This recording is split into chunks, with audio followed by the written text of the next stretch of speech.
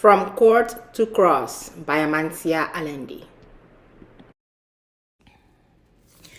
Oh, the blood of Jesus. Oh, the blood.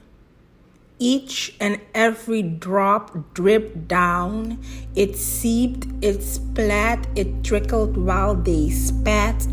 It dribbled and tumbled with every step he fumbled.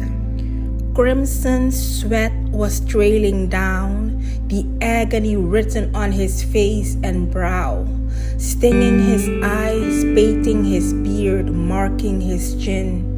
It dripped from his nose and leaked from his mouth. From him who gave life, all that kept him alive poured out. Not one red cell remained in him. He gave it all for all. A purple-soaked robe was adhered to his side. A crown of thorns torn flesh and hair apart.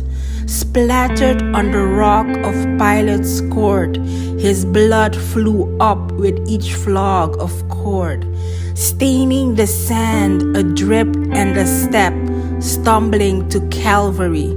From the Garden of Eden to one of skulls and debris, his blood still crying out from each splinter and pebble. They'd rather crucify him and free the infamous rebel. From court to cross, he left a trail unforgotten, to a destination meant for the mob that surrounded. And yet, as the last amount of life left his body, over those that crucified him he spoke life and mercy. Eli, Eli, lema sabachthani. The only perfect one forsaken from his Father. With one breath he gave life, he bled life for their lives. The aroma of iron and dust littered the air. A deafening silence scratched at each ear. Every eye focused on his lifeless body, their minds wondering if he will awake and defy gravity. A hint of spikenard still stained his foot sole. Wrapped in linen, carried to the tomb with the large stone. Every sense that he was like no other. Even the sky and ground had to let out a rumble. He fought the battle of death in the underworld.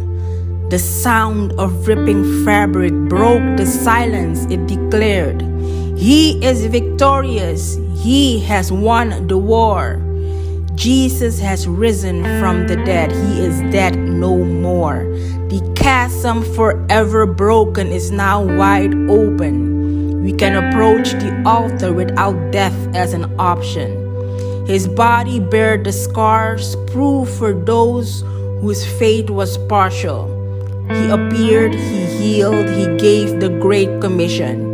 Jesus, the Nazarene, Yahweh lives, tell all the nations."